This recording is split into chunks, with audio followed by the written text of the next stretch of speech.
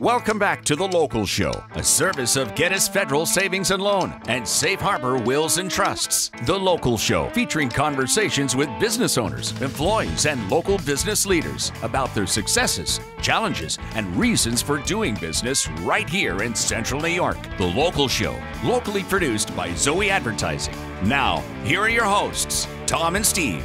Welcome back to The Local Show. Thank you for spending some quality October time. I was trying to think of a way to incorporate Tober into The Local Show, like Local Showtober. You know, they do that with everything, with the beer. No, with the, it's with true. Everything's a Tober.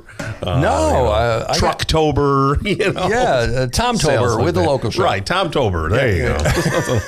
It's nutty. Anyway, and let's talk about Gettys Federal Savings and Loan and get a loan. Right now in Loan-tober, you can get a loan from Gettys. Now more than ever. We'll use platitudes. That's it. We use platitudes. People are still doing stuff. A lot of people decided to hunker down in their homes, so they're getting home equity line of credit, home improvement loan stuff, and they're using the home because the equity's in the home and home values have gone up. So there's more. Some people put in pools. Yes, that's true, Tom. Tom, you could get it at Gettys and put that pool in, so you stop looking at your neighbor's pool.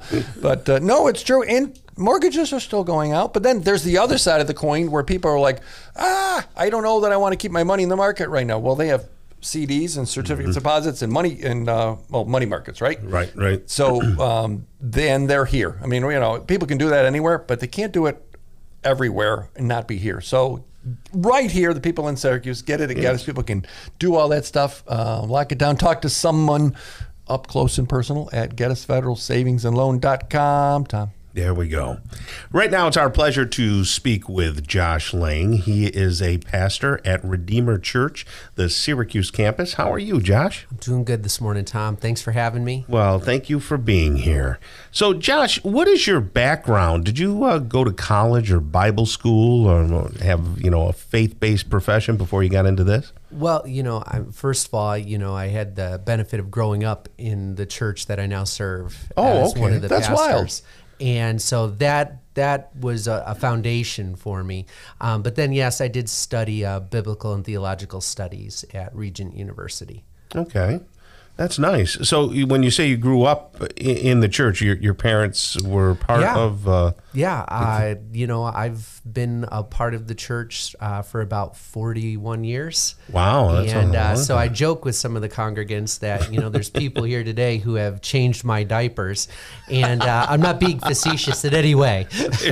They really did, huh? Yeah. Now, are you originally from Syracuse or from somewhere else? Well, I was actually born kind of in the western part of the state, and within about a year, the family moved up towards more the Mohawk Valley. Okay. And then that was the start of kind of being in the central part of the state. So is Redeemer just in Syracuse? No, we have 5 locations in Albany, 2 in Utica, 1 in Rome, and 1 here in Syracuse. And the way we refer to it is that we're one church, but we have 5 locations. So we get the benefit of the pluses of a big church, but also the pluses of smaller congregations. Yeah, and I always say, when people say, where is it? Right across from Nottingham. Yes. High school. I mean, that's, you can put a number on Genesee Street, but really that's the area people It's the easiest way to tell people about where we're at. And if people were interested in visiting, tell us about the wins of the week and how they would do that. Yeah, definitely. They can always check us out online, myredeemerchurch.com, and you can get access to our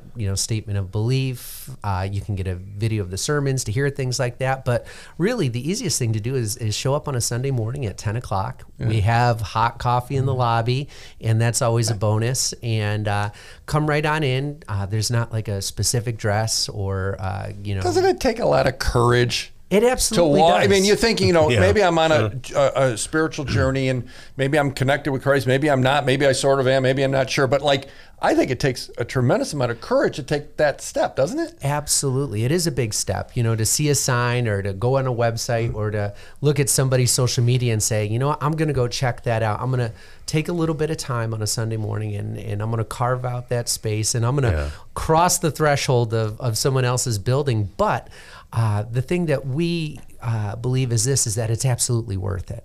And because we know that there's more to this life than this life, you know. Course, right. And we also know this is that because it is a big thing, we try to have people there who are going to be friendly and welcome you, answer questions for you. You know, a lot of times when I close a service, I close it by saying, hey, if you have questions about Christianity and following Jesus, come on up front and I'd love to talk with you and spend a minute with you. Oh, that's nice right there. And that kind of leads me into another question. What is the difference between Redeemer Church and the other flavors of Christianity like Catholic and Presbyterian, Lutheran, Methodist, Episcopalian, and all those? Yeah, well, you know, Redeemer Church, we are a Protestant church, so make sure I get that one right out there. And we are doing our best to follow what we see in Scripture and what has been orthodox, true throughout, you know, church history. And but we also, you know, try to do life together, which is a big part of life. Which we see in the New Testament is that, hey, they got together, they believed these things, they did these practices, and they lived their lives in such a way where the world around them could say, hey, man, something's different about these folks. Yeah, what would you say to someone that say, I don't want to go, I don't want to go to church, a bunch of rules, that's no fun. You know what? I want to live my own life.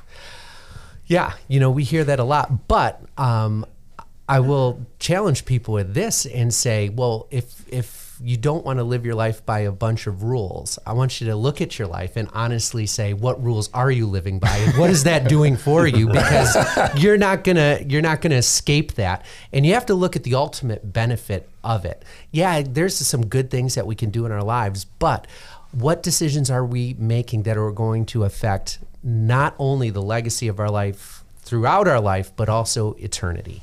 Yeah.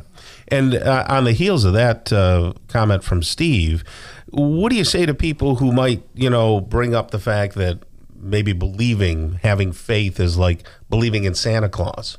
Right? You know, people will liken going to church and having faith as, well, geez, that's just like believing in Santa Claus. How do you know? You're so weak, right? Or yeah, you're just living a dream. Right. It's not real, because how could there be a God? Look at, we've got COVID, we've got kids dying of cancer, we've got adults dying of cancer. Great question. You know, what do you say to people who feel that way? Those are legitimate things to say, but I would say this is, just because we see suffering into the world, does that mean that there is not a God?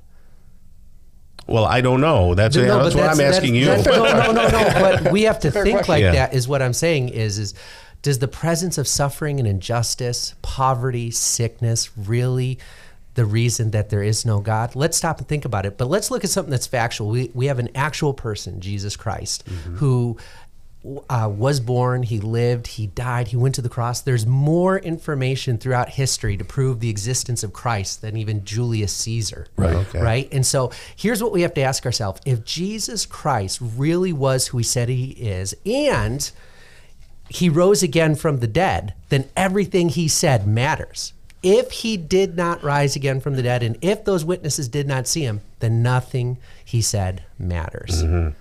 If Jesus Christ rose again, everything that he says matters. Sometimes that's a great answer. Sometimes, Tom, I feel like, for me, it was like, I don't want someone to be the boss of me.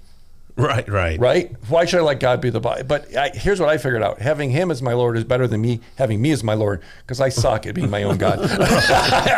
So I think it's a decision of choice. That makes sense, Josh? Absolutely, because listen, we're going to give our lives to someone or something. Ooh, better said. I get that. Yeah. You have to do it. So, for example, if you're a musician, right, and you want to grow in that skill and that ability, you're going to give yourself to that thing. You're going to submit to a certain amount of rules. Right. You're going to submit to a certain amount of sacrifice.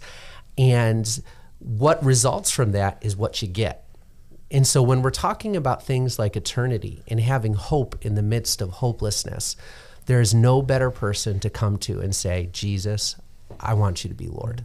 That's fantastic. So Pastor Josh, 10 a.m. on Sunday. 10 a.m. on Sunday, across from Nottingham High School. Come as you are, right? Yeah. Don't dress up, because, Yeah. you know. Well, Wear clothes. Wear clothes. That's the Let's put it this way. They even let Steve in. There we go. That's fair. You can do it. Thank you, Pastor Josh. And you have a great rest of the day, okay? Hey, thanks for having me, guys. Awesome. Okay, coming up next, we're going to talk with John Tamino, co-founder of In My Father's Kitchen. Keep it right here on 570 WSYR 106.9 FM.